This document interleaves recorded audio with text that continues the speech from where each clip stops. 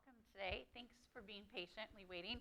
This is our first time doing a webinar, the three of us. So thank you for waiting for us to get everything going together, and thanks for coming today.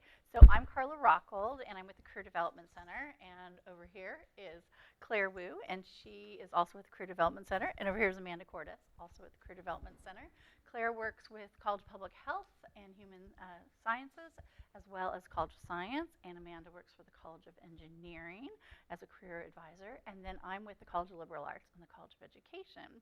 So there's actually a career advisor for every single college on campus, so we always recommend reaching out to your career advisor if you need any more additional information, and we'll also stay after too to answer any of your questions. So if anything comes up, please don't hesitate to ask us, and also those people online, please type in your questions, and Claire's watching to make sure that we are going to be able to answer your questions.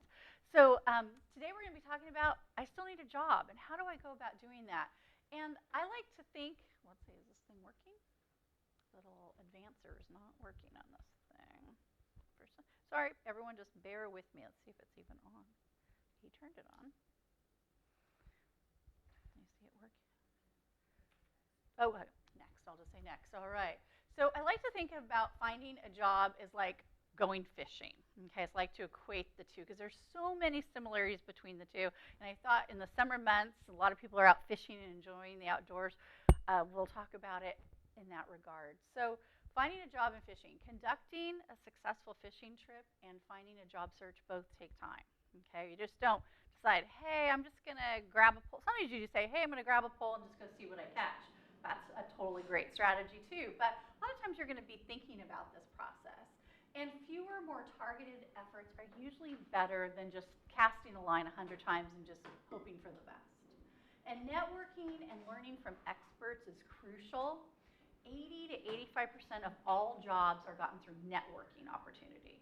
Okay, so it's important to cast a wide net of those people in your network. All right, so the fundamentals of successful fishing are also the same fundamentals of, I want to see my notes over here. Also the same things that for finding a job. One, you have to be at the right place at the right time, okay? Some industries have peak hiring seasons, and or they're concentrated in certain regions of the country.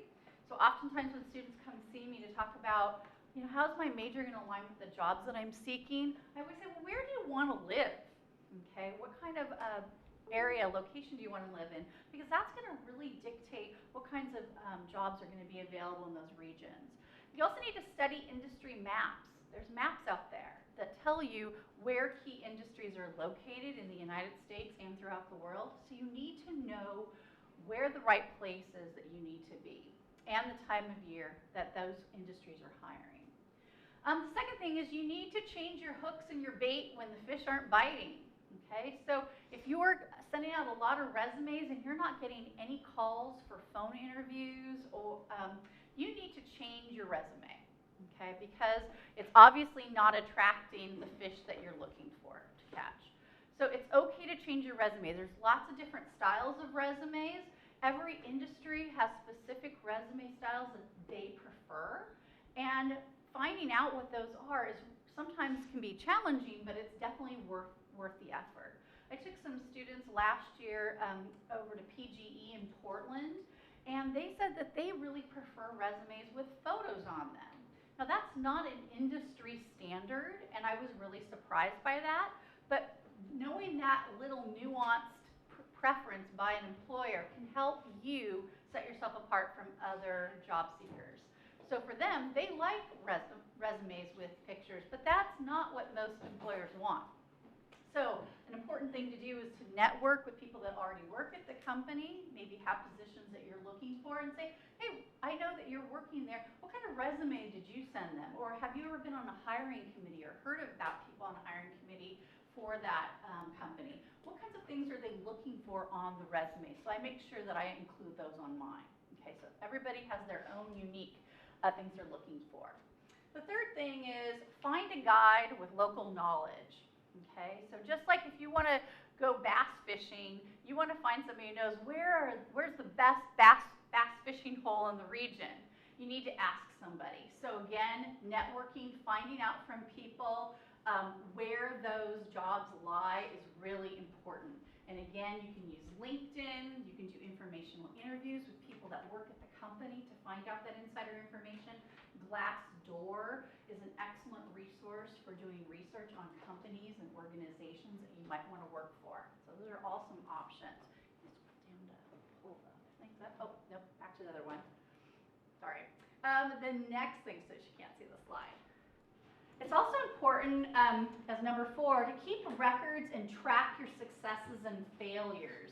In the next couple of slides down, I'm going to tell you about how to do that. But it's important to track who you're what jobs you're applying to, what companies you're reaching out to, what was the resume that you sent them. Maybe you have 3 different resumes you're working with, and one resume always seems to get a response. So you could pay resume A, B, or C. Resume A seems to be really successful. I'm going to keep using resume A. So you're going to track the types of resumes you're sending. You're going to track your follow-up. If you haven't heard from a company or organization after several weeks after applying, I would even say several weeks if you haven't heard from them within 2 weeks or 10 days, to make sure you call them and follow up with them or send an email. So did I follow up with them to see what's the status of my application? Okay, so you have this tracked on a spreadsheet. Next, did I get an informational interview? Did I get a phone interview? Did I get a phone screening? Did I have an in-person interview? So you track that. What kinds of questions did they ask me? How successful do I feel that I did on answering those questions? Then, did I send a thank you note? Okay, thank you notes are really important, and I am amazed at how many employers tell me that OSU students do not send them thank you notes after interviews. And that, some companies won't even push you onto the next stage of hiring unless you've sent them a thank you note. All right, so set yourself apart by sending a thank you note. It can either be a handwritten note that you mail to them or drop off at their office if that's convenient for you, or at the very least it's an email to the people that were on the hiring committee for giving you their time to have an interview. So you need to make sure that you send thank you notes. So those are some things that you might want to track. The last thing is be patient. Some days are better than others. Okay, some seasons are better than others. So just like fishing, there are no guarantees when you're looking for a job. However, you can do things to increase your chances. Okay, all right, next slide. All right, so first of all, just like fishing, you got to figure out, what am I fishing for? What kind of fish do I prefer to eat? You know, do I like trout, or do I like bass, or do I like salmon? What is my preferences? And one thing that you can use is Focus 2. All of you have access to Focus 2 online through OSU's Career Development Center. You log in with your own it, and there are 4 assessments that you take. The whole process takes about 20 minutes for the average student. You'll take a quiz on work interest assessments, one on your values, one on personality, and one on your leisure. And then you can combine the results of those 4 tests, and it will give you some career options to consider. And some of your options that you might get, like maybe you get zoologist, and you're like, well, I really don't want to be a zoologist. It's just providing you with some examples of things to look at. And then you can dig deeper after that. You can find out, so what are the jobs that align with my scores on these tests? Do those interest me? It also provides you with insider information on how, what are the hiring trends in those industries? What are some areas of the country where jobs are available for this industry? How much would I possibly make my median salary? How much would that be? It'll tell you what kind of education you need, what kind of major you would need to have in order to be successful. Do you need an advanced degree to be going into this career? So it'll provide you with a lot of detailed information. So Focus 2 is just one great strategy that you can use to start, because you have to know yourself first. Also, there's some other great things out there. There's Myers-Briggs test, and there's a free version of Myers-Briggs called 16personalities.com. So that's the number 16, 16personalities.com, and it's a free Myers-Briggs assessment. So it'll kind of tell you a little bit more insight into yourself about and where your strengths lie that might be useful in the job search process. Wingfinder by Red Bull, so the maker of Red Bull, has this great online tool called Wingfinder.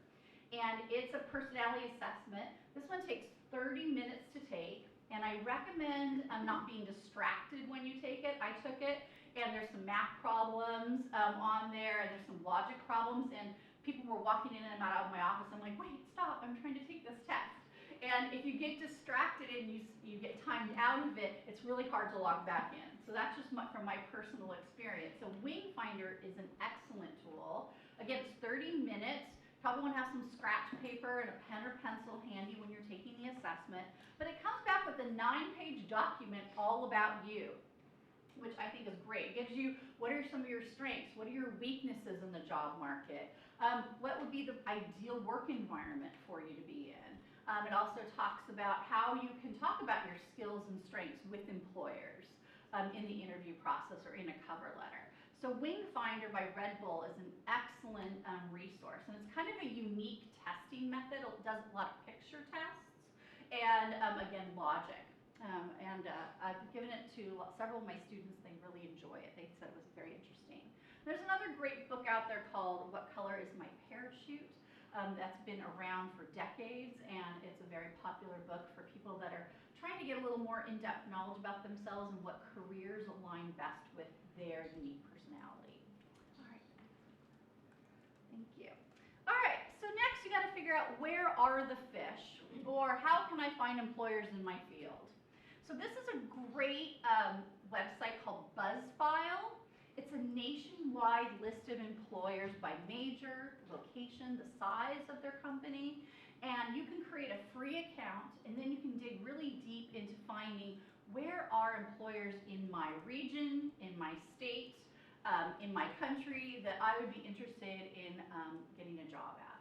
And then you can use that to do your research and find out what they're looking for specifically at their company. And then you can sometimes some companies have listservs that you can get on, and then whenever new jobs pop up, they automatically send you emails, or you'll know what their website looks like, and then you can log in occasionally and check if there's any new postings posted there. And most jobs are actually, there's like kind of a hidden job market, and so not all companies post things on the web. You actually have to go to their personal websites to find jobs, so it's important to do that research. Great. And a great resource that all of you have, my H got cut off there, is Handshake. All of you have a Handshake account here at OSU, and you log in with your ONID, and thousands of employers across the United States are on Handshake. Okay. Also provides internships on Handshake as well. You can do research based on the location, the region, your major, and then if you create a profile similar to LinkedIn and you make it public, employers will actually reach out to you. They'll see your profile online and they'll reach out to you and offer you opportunities to interview with them. So it's another great tool, free for you to use. You have access to it with your ONID account throughout your time at OSU. And then once you're a graduate of OSU and alumni, then you can sign up for an account using your own personal email. So you can have access to Handshake for as long as you would like it. The nice thing about Handshake is most of the jobs that are posted on there, the employers know that you're college students, that they're marketing to college students. So the jobs are going to be more of those entry-level type positions that don't require 10+ years of experience. So you know that they're marketed toward people with your skill sets. All right, our next one. So searching for jobs and employers. So you can select the job tab on Handshake, and then you can look for full-time jobs, part-time jobs, as I said, internships, and all on-campus jobs at OSU are also posted on Handshake as well. Then you can favorite certain jobs and companies, and then Handshake will sort of like Netflix, will learn your preferences, and then it will start suggesting jobs and employers and companies for you based on your profile that you've created and the things that you've noted that you like, okay? And then another nice thing too that Handshake will do is it'll automatically email you, if you set up email preferences, if a job or a company that you like has posted something new, it will say, hey, you really liked Nike, and Nike just posted a job that you might be interested in applying for. Go to it now. And then it'll tell you, hey, you liked a certain job and the application is due next week and you haven't sent in your application yet. So it also sends you really helpful, friendly reminders to keep you on track and keep you focused as well. So it's a great resource to use. Okay, next one. There's also excellent job boards out there for federal jobs, state jobs, and higher education jobs. I highly recommend using those. And then Indeed.com is an excellent resource, and my son has been looking for jobs lately, and he's found a lot of success with ZipRecruiter. So ZipRecruiter is another great tool out there. Also, there's job boards specific to your industry. So if you are an engineering major, you might want to Google best job sites for engineering positions. If you're a graphic design student or a new media communications, best job sites for graphic designs positions. So there's lots of different specialized, tailored job sites out there. So I highly recommend searching those too because they're constantly changing. Another thing too that you can use is LinkedIn is a great resource for finding jobs, as well as Glassdoor posts a lot of jobs. There's just a number of different job sites out there. So you want to utilize you want to cast the widest net you can, and some companies prefer different job sites over others, either because they charge them less or they're more user-friendly. So you need to figure out the employment industry that you're in, which site they most prefer. Okay, next one. All right, if you are thinking about going abroad and working, Going Global is an excellent tool that you have access to through OSU. It'll provide you with 16 million employment opportunities throughout the world. And it's listed in 50 different languages. So that's another great resource that you have access to at all times. Again, you can create an account through it, and then it'll send you notifications when international companies have posted new jobs for you. All right, so next you're going to prepare your tools and equipment. So you're just not going to go out there and start fishing without some hooks and some bait and a pole. Well, the number one thing that you're going to have is you need to have a resume, obviously. And the important thing is that you tailor your resume, as I mentioned, to that industry and to the jobs that you're seeking, okay? So employers there's usually standards within a field, and you need to know what those standards are. A great resource for finding that is there's myperfectresume.com, and it allows you to find out what are some industry standards for resumes for these particular jobs that I'm looking for. So that will give you kind of some resources to look at, and then you can model your resume after those ones that you've seen online. And then you can utilize the resources from the Career Development Center here on campus to say, did I tailor my resume accurately for the field that I'm interested in? Yes? What was that? What was that called? myperfectresume.com. Thank you. Yes. Because in the College of Liberal Arts, I have econ majors, and their resumes look one way, and I have graphic design students, and their resumes look completely different. And I would never have my econ majors take a graphic design resume for a job. Post it for a job. So it's very tailored and very specific. And we can help you. Amanda, if you're in engineering, can help you. What is a chemical engineering resume? How does it might differ from somebody who's in civil and construction engineering?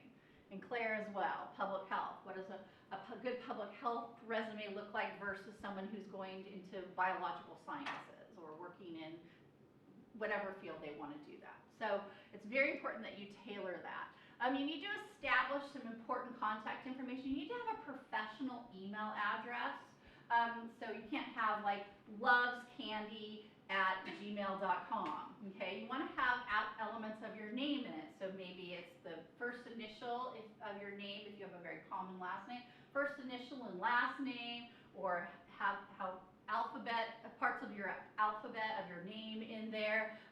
Preferably have your last name in the email. You want employers to see your email address as much as possible so your name sticks with them, and it's also easy for them to search for you and email you. So make sure you have a professional email address. Your OSU owned email address is only valid for up to 1 year after graduation, so I recommend creating a professional email that you're going to use. You also need to have a phone number with a voicemail, and you want to have a professional voicemail. You want to make sure you identify your name in that voicemail so the employer knows they got a hold of the right person. So, hi, this is Carla Rockold. I'm not here right now. Please leave a message and I'll get back to you as soon as possible. Well, something as simple as that. I've had employers tell me that they've called students to either set up an interview or offer them a job, and their voicemail messages were seriously inappropriate, and they decided not to further them in the hiring process. So I've had several employers tell me that. So that's something to note, that you need to make sure that you have a very appropriate professional phone message.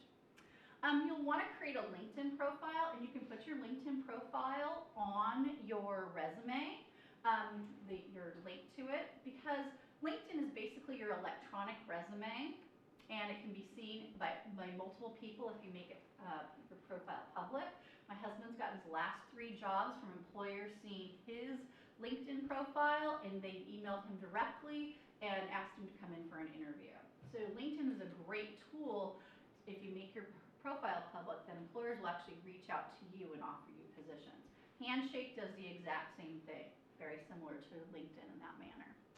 You also want to monitor your social media profiles. Like, Google yourself. What's out there? What is out there on the World Wide Web about myself? And then if there's anything that you don't like, make sure you drop it or get rid of it. Also, make sure you have all your privacy settings on your accounts, so that way if you don't want certain information or things that you say out there, then you make sure you have your privacy settings. Okay, so it's very important to know what your social media accounts are, and also start following people. Use social media to help you find a job. Follow companies and organizations that you're interested in. On LinkedIn, maybe there's an employee who works for an employer that you want to, and they're very active on social media. You can follow them, whether it's on Instagram or Twitter or through LinkedIn. You can follow people and find out what things they're engaging in that might also be something you're interested in to further your career aspirations. All right. So next, finding the right guide, which is basically networking. Okay, so if you're going to be a fisherman and you want to catch certain types of fish, oftentimes you'll reach out to a guide to help you. And that's the same thing with finding a job. So use your career advisors here on campus. Your professors have a lot of connections too. Don't be afraid to go to their office hours and ask them questions about people they know in the industry that are working there currently. Who do they know that they might introduce you to help you on your career search? Even if you've already graduated, you can still reach back out to your professors and ask them for advice or suggestions. Friends, parents, co-workers, teaching assistants here at OSU, all those people are wealth of knowledge for how you can get from point A to point B in your career. So utilize those resources. You have to put it out to the universe that, hey, I'm looking for a job in this industry. Do you know anybody? Tell everybody you know, ask everybody you know if they have any connections or any ways to connect you with the people that you're looking for. Because people, most of the time, really enjoy working with other people and helping them. And so if you ask, most of the time people will help you out. Another great thing is to set up informational interviews with organizations and companies that you want to work for. I've talked to several students at OSU who had to do an informational interview as part of a class assignment and then ended up getting a job offer from that informational interview. So informational interviews are another form of networking, okay? Finding out information about jobs that isn't necessarily open to the public. So oftentimes they'll tell them, hey, we're going to be posting some jobs in the next couple months. You should apply.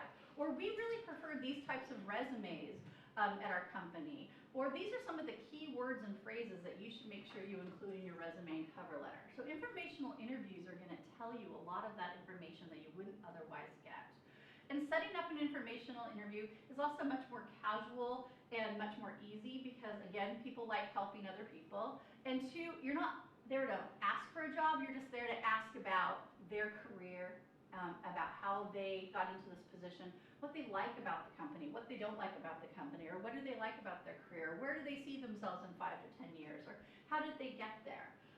There's great, if you just Google informational interviews, there's excellent resources out there to give you questions that you might consider asking, ways to, there's even templates for the email that you should send or what your phone call should sound like. So you just Google informational interviews, and there's so many great resources out there about how to do them successfully.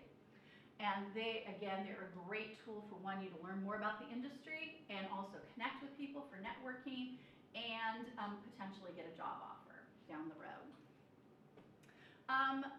Another thing is go to those career fairs here at OSU. We have one every single term. And winter term, we not only have the large career fair, we also have a nonprofit career fair. So if you're interested in working for nonprofit agencies or government entities, the nonprofit career fair is an excellent place to find internship opportunities and jobs. And you can come to a career fair forever at OSU. You don't even have to have been a graduate of OSU to come to our fairs here. You just have to check in at the door. So those opportunities for you to attend are always there for you. Make sure that you look on Handshake to find out what employers are on campus. Every day on Handshake, especially during the school year, it tells you which employers are on campus meeting with students. And 9 out of 10 times you can sign up to meet with employers for an informational interview or an interview. So you can use that resource. A lot of times all the career panels are posted on Handshake too. So maybe you want to work in civil engineering, and it'll tell you all the civil engineering panelists that are going to be there in the next week or several months, and then you can sign up to attend. All of our colleges have career panels throughout the year, and so you can go and listen, and then oftentimes there's networking opportunities where students can talk to those panelists afterwards or before and find out more about their jobs and their industry. Again, there's lots of workshops on campus too that'll help you engage with employers, so utilize those resources. LinkedIn is an excellent resource too for finding out who's in your network. OSU Alumni Association has a very active, robust LinkedIn profile. Some of your own colleges have LinkedIn profiles. I know in the College of Liberal Arts, the English department has a very active LinkedIn group, and they post jobs for other people that are on that LinkedIn site. Hey, my company's going to be hiring a new public relations specialist. If you're interested, connect with me through LinkedIn. So that's another great resource for you to use too. Another thing is join professional organizations. Every single profession has an organization. And as a student, there's oftentimes student discount rates that you can apply to the professional organization.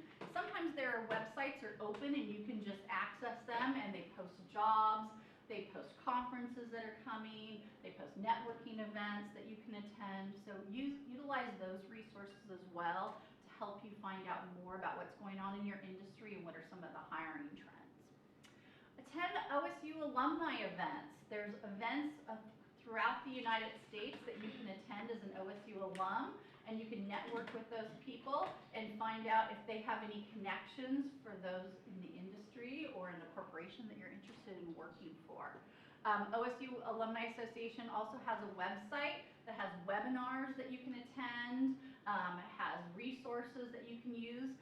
You can use any one of the Career Development Center for up to a year after graduation, and then after that, I think it's $35 a year. You can use all of the OSU alumni resources to have your resume reviewed, to help you update your LinkedIn profile, to help you connect with other alums here at OSU. So that's another great resource available to you.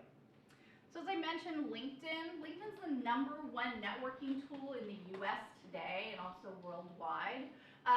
So again, you're going to connect with a lot of different people. As you're meeting people, say, hey, can I connect with you on LinkedIn? And it just helps your network of connections grow larger and larger. They said there's 7 degrees of separation amongst people. So LinkedIn helps those separations become shorter and smaller. So utilize LinkedIn as a resource for yourself. Not only can you find jobs there, you can find information about companies, you can like companies and follow them. Oftentimes they'll post whatever jobs are going to be coming available on there, and you'll find out insider information about that. And then again, the OSU Alumni Association is a great filter you can use on LinkedIn. You can also search by location and major and fields. You can send an invite to people through LinkedIn for a phone interview or having an informational interview through that to introduce yourself and get connected through your network. So LinkedIn's a great tool. Make sure that you make your profile 100% complete. A lot of times people will say, oh, well, it's 50% done, it's good enough. You want to make it 100% complete so that that way it connects you to the most people that are pertinent to your specific profile. Also, you need to make sure you have a picture on there, a profile picture. People with pictures get 80% more hits than people that don't have pictures, so make sure you have a professional photo. You don't have to necessarily have someone pay to do that. At the Career Development Center, or at the career fairs, we have people that take photos, but you can have a friend take a picture. Just make sure it's a headshot and that the background's not too distracting. I've had some people where they're like in a crowded room and they have a headshot. So you don't want it to be that, and you don't necessarily want it to just be a white board behind you or a white space. You know, have some interest, like brick backgrounds I've seen look really nice, and like leaves in the background, as long as it's subtle, can look nice. So try different pictures and show them to your friends and go, hey, which one do you think I should put on my LinkedIn profile? And as long as you have a picture, it's a nice professional looking picture, it's going to draw more attention to you. And again, your LinkedIn profile is just an electronic resume. Another great thing about LinkedIn is you can also post your work on LinkedIn. Maybe you have a portfolio of work that you've done. You can have a link on there. You can post videos that you've done. You can post projects. So it's really a robust way to sell yourself to potential employers. All right, next, keep track of your attempts. So lots of fishermen I know keep fishing journals. You need to, as I said earlier, keep track of your attempts to find a job. It's going to help give you some insider information on yourself. Again, which resume is successful. And my resume is obviously connecting with people because I'm getting lots of people calling me about it, but maybe I'm not doing a great job on the phone. So you can kind of track where your progress in the job search stalls. So, okay, if they're calling me, then my resume must be good, but I'm not getting a follow-up phone call to set an interview. So maybe there's something about my phone etiquette or my phone skills. Maybe I'm forgetting to send them emails after I've talked to them on the phone. All right, so you can kind of track your progress. Maybe I'm getting to the in-person interview and then I never get anything past that. So maybe I need to work on my in-person interviewing skills. There's little tricks and techniques that you can do to improve your outcome for finding a job. So tracking your progress is going to help you know when and where you're going to be most successful. So again, list the companies and the job titles. The contact information is really important, like who called me or who emailed me from that company about that job. Because maybe somehow you lose your cell phone, maybe it breaks or you lose it. So if you have a spreadsheet with all that information on it and you don't have it still in your phone, you can still reach out to the company. Maybe you don't get the job the first time you apply for it.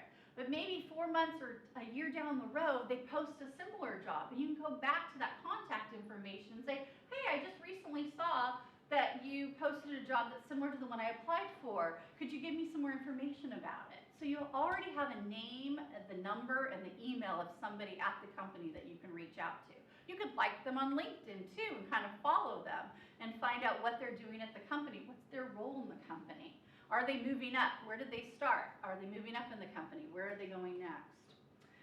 Again, you can track application deadlines and materials that need to be submitted. It's very important on a position description that you actually follow the directions.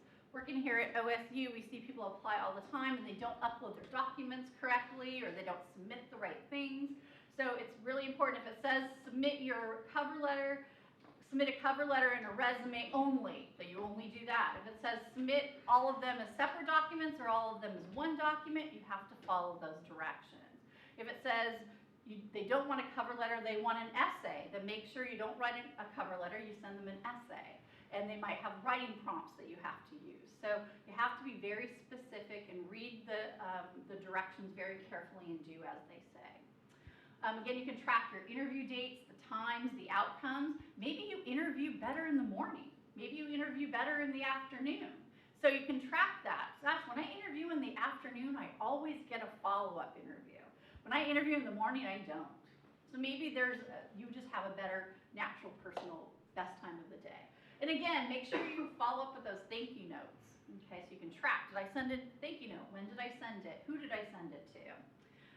And then any key takeaways, any notes that maybe you can share with another friend or colleague down the road that you have about that.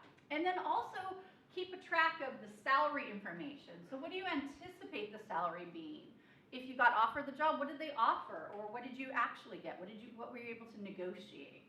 So it's all this important information is going to help you be a better job searcher. And then I always say save every position description from jobs you apply to. You might have applied to 30 jobs in 1 week, and then you get phone screen calls, and then you're like, oh my gosh, what was that position description? I don't even remember what that job was. I know when I first applied for several jobs here at OSU, somebody didn't call me for 6 months. I had applied and then didn't hear from anyone for 6 months. And then they called me and I was like, oh my gosh, what did I apply for? And what was the position description? And so because I kept a file of everything that I had applied for, I quickly rummaged through it and found it and go, oh, okay, this is the job. Because a lot of important information about what they're going to ask you in the interview is found in that position description. So you're going to want to review that position description before you go into the interview. And if you didn't save it, you're going to kind of go into that interview blind. You're not go, what was important? What were the key skills that they're looking for? So you need to make sure you save those. All right, lastly, I need to check, my slides are different because when I made them, the letters didn't get cut off. Be patient, be persistent, and be positive, okay? So just like this fisherman, he's patiently waiting for that fish to bite his line. That's the same way with job searches. The average college student, it takes 6 months to find their first job, okay? And a lot of people can get really frustrated. 6 months is a long time. So there's things that you can be doing during that 6 months to help you get through that process. And also a lot of the things that you can do can help speed up that time.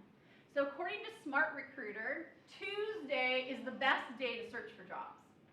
Okay, that's when 58% of all new positions are posted on Tuesdays. Okay, so Monday, Tuesday, and Wednesday are the days where jobs are posted.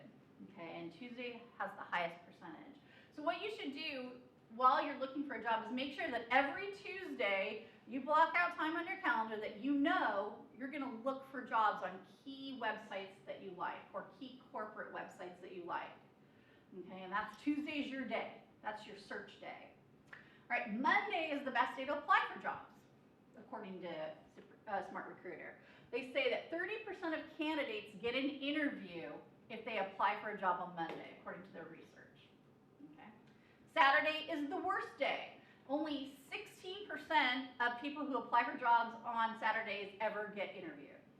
So don't apply for jobs on Saturday. Unless, that's the only day of the week you can do it. But, again, Monday's going to be your best day.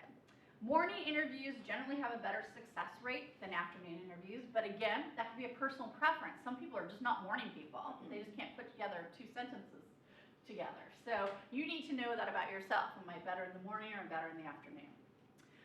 Create a daily job search routine. So finding a job is a job, okay?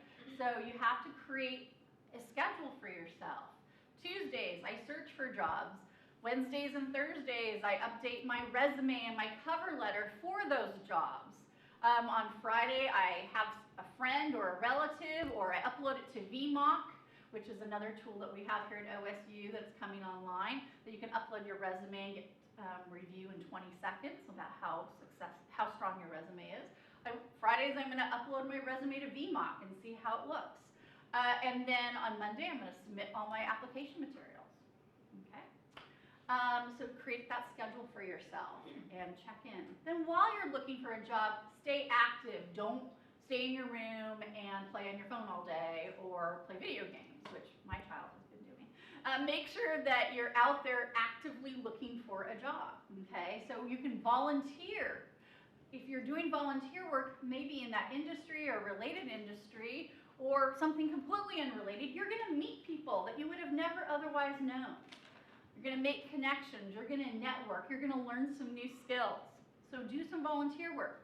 Also a great idea is work for a temp agency. There's lots of temp agencies out there, and they're always looking for new college students who are out there in the field who have time, and they're going to teach them some skills. So temp agencies oftentimes have training that they can do. If you don't like the job, it might be over in a week. So anybody can survive a cruddy job for a week. And then you go to another company and go work for them for a couple of weeks. Or maybe they really like you and they extend your contract or they hire you. So temp agencies are a great way to learn what jobs you like, learn some new skills, also network with people that you would have otherwise not met. My parents were trying to convince me that I should go to law school, and I was like, oh, I don't want to be a lawyer. And they said, oh, well, just go work in a law office and see what it's like. You might love it. So I said, okay, fine. So I got hired by a temp agency to work in different law firms in the Bay Area, and I realized very quickly that is definitely not what I wanted to do. But that experience, and I could go back to my parents and say, look, I did it. I went and worked in several law offices, and I realized that wasn't for me. So you can try things out and realize what you like. But I did like certain elements of working there, but not most of the elements. But you can find out what you like, what you're good at. You can learn new phone systems. That was the thing. Every company I went to had a different phone system that I had to learn. So by the time I was applying for jobs, I listed all the different phone systems I knew. You could list all the databases that you learned during that time working at temp agencies. So also to help build a robust resume, I worked for these 3 companies over the last year. Okay, so another great way to build your resume skills. And then also make sure you're enjoying activities where you're meeting new people and learning new things. Okay, so keep busy. Don't go into your cave. All right, so any questions that anyone might have for me or any of us that are here today? Yeah.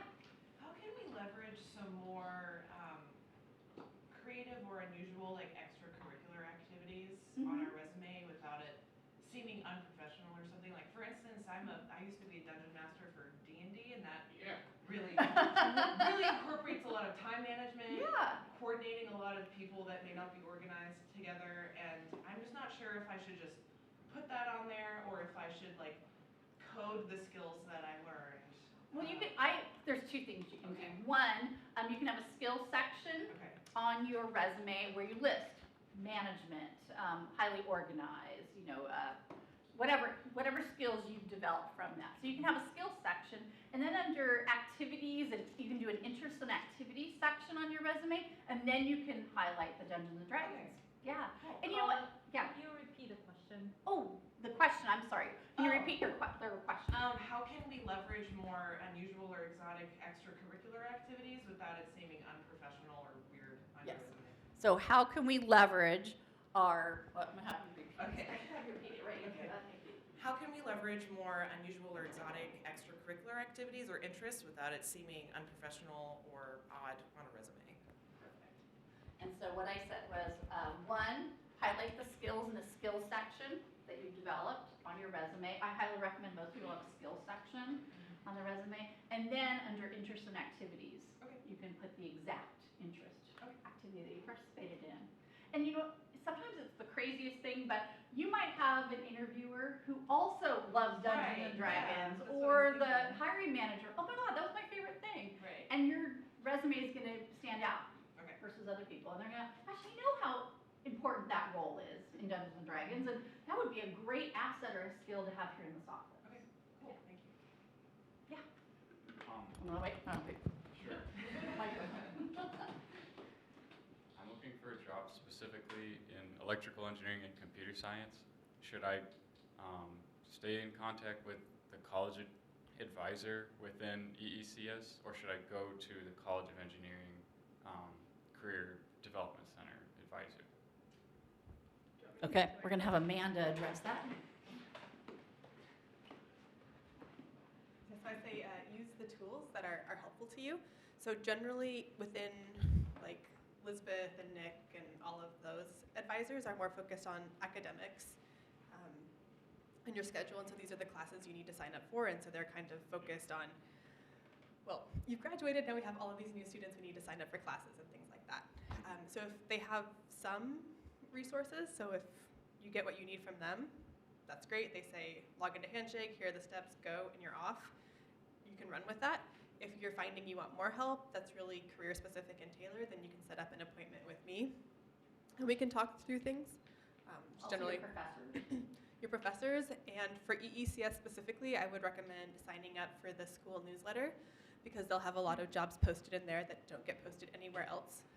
Employers reach out and say, hey, we want to hire somebody. So that's in there. I'm seeing a lot of notes. How many people are EECS? Oh, no.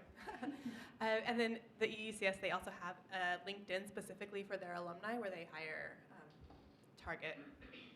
highlight other hiring opportunities specific for their alumni. So there's a lot of resources through the school that I would still be in contact with, but if you want probably tailored one-on-one career help at this point, that would be more through me than your academic advisor. Thank you. All right, great. So we had a question online. How, does a cover letter matter? Yes, a cover letter matters, especially if it's some companies, it's required that you submit a cover letter. It'll state in the application materials. Some it says it's optional. Some doesn't ask for it at all. Now, if they will not accept a cover letter, then obviously there's some positions like here at OSU where you cannot submit a cover letter for. But if it's even optional, you should always do a cover letter. Your cover letter is your chance to tell them more about you from a personal perspective rather than just what they see in the resume. It's your ability to tell your story. It's also a way that you can highlight key elements of the position description that match or align with your skill sets and your interests, okay, that maybe not be able to be identifiable through your resume. And also it's a great way for them to see how good a writer you are and a communicator you are, okay? So oftentimes employers are looking, that's the number one skill employers are looking for, people who can communicate verbally and in writing. And your ability to write a great cover letter sets you apart from the candidates who, one, don't write well, or two, didn't submit one at all. So whenever it's an option to submit a cover letter, make sure you submit a cover letter. And then make sure it's tailored to that position. It's not just some generic cover letter that's really tailored specifically to that position description and the corporate mission, vision, and value statements, how you align with them.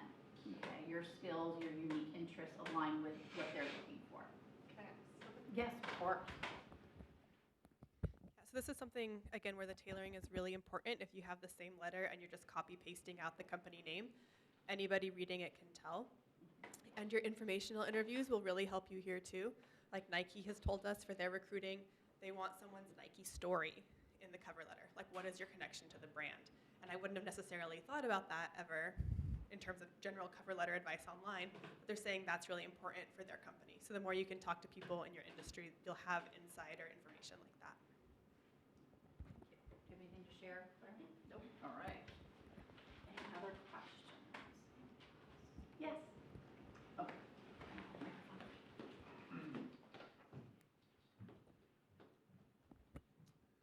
I was just curious about VMOC and how it works and yeah, just how it works when it's coming out.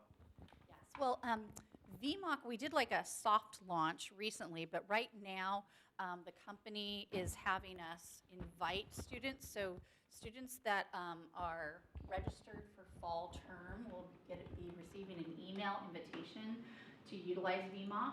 And once you receive that invitation, you upload your resume to it. And then with about 20, 25 seconds, it provides you with feedback on how strong your resume is. Claire, do you want to speak to VMOC? I think you, Claire's kind of our VMOC expert. Yes. Okay, so if you go to our website right now, under the Students tab, you will be able to see all the softwares that we are available for our students, and then you can click VMOC here. And this is a 3-page instruction to give you an idea of how to use VMOC. If you are a current student or just graduated, you should have access. If you have any trouble, email our office, we should be able to figure it out for you. And each year, you get 10 uploads. So you can upload one version of your resume, And the VMARK, the AI system, will analyze your resume and give you suggestions. You will have to make the changes in your Word document or your Google Doc, and then you can upload it again after you revised it and see is there any new suggestions that the system will suggest you. So that's how you will be able to access our system. Goes to Career Center, students, and then VMARK. And we have an online option. And it's my understanding that, according to our director, that VMOC wasn't letting students upload yesterday. But, so we don't know, because, so if you try it and it doesn't work, just let us know, and then we'll try to navigate that system for you. So we have an online question. Any specific tips for phone interviews? Yes. So for phone interviews, one, make sure that you have a good connection, so that they can hear you clearly. So practice with somebody else to make sure that you're not in a dead zone when you get a phone call. Also, it's good, they say, to stand when you're doing phone interviews. You project your voice better when you're standing versus sitting for a phone interview. So that's another tip that I've heard. Another great thing about phone interviews, too, is they can't see what you have on your table or in front of you, so have your resume out in front of you. Have the position description out in front of you. Have key points that you want to make sure you address in some way or another in front of you that you can refer to and look at while you're being interviewed. It's so easy in a phone interview to kind of get lost because you're not focused on the people in front of you. So if you have different items out in front of you to refer to, it'll keep you on track. Also make sure you have a timer, or your clock in front of you or something, so that, because they'll say, okay, we have 15 minutes for this phone interview and you have 5 questions. So you can think to yourself, okay, I have 15 minutes, 5 questions. That means I should only give every question 3 minutes maximum. So that way you can kind of watch your time, engage yourself on, am I over speaking? Am I leaving enough time for myself to ask questions of them at the end? And it's always critical that you have questions to ask them. Okay, I'm amazed at how many interviews I go into with people and they don't have any questions to say, because every time you go into an interview, usually they say, oh, do you have any questions for us? Make sure you have 3 to 5 great questions to ask them about the position description or about the role, or what do they like about working for this company or organization. So have some questions. I also like to phrase questions, at least one question, in a way that says something great about myself. So I'm a team player. What do you do with this corporation to encourage people to work well together? Or I'm a lifelong learner. What kind of opportunities are there for me to engage in continuing education or training? So you craft a question where you make a statement about yourself that's really positive, and then ask them a question on how they're going to support that. Okay, so that's a great way to get more information about yourself into that interview question. Any other tips you say about phone interviews? Yeah, and this isn't phone interviews specifically, but now a lot of companies are doing the initial screening by Skype or Zoom or something where there's a camera involved. So in that case, you want to make sure not just that you're in a quiet location, but the background behind you is professional, that there's not a weird light shining over your head, that you don't look like you're in the witness protection program, right? That your roommate's beer poster isn't up there. You want to be dressed because they can see you, just like not just dressed, but like dressed nicely for the interview, like not in your pajamas still. And then with a Skype interview, it's really from the interviewee side, like you're still on a phone interview. So you shouldn't be looking at the video. The video is not for you. You really should be looking at the camera to make eye contact with the interviewer, and you're kind of using your peripheral vision and your other senses to see how your questions are landing, but trying to really make that eye contact. Great point. Excellent point. Yep. I want to add that it doesn't matter it's phone interview or Zoom, Skype interview, make sure that you speak slowly and clearly. A lot of times we are nervous and just really zips through our answers. When you are on the phone interview, you cannot read their body language. You don't know if they get the message you're trying to deliver, so make sure that you speak slowly and clearly. Great point. Sorry. I also wanted to mention you can see in our online tools here on the website Stand Out, and that is our video practice software. So if you have access to a computer with a webcam and a microphone, you can go into Stand Out. You can find different OSU practice interviews. It plays a video of the question. It records your answer. You can go through the interview and then play back your responses and see, oh, I fidget a lot, or oh, I didn't look at the camera at all. It will also try to give you a comprehension score. It's not great for jargon related to your major, but for general words, if your comprehension score is low, maybe you need to speak more slowly. I always need to speak more slowly, but that can be another tool to help you prep for interviews. Thank you. Yes. Okay, one more minute. Does anyone else have any other questions? Yeah.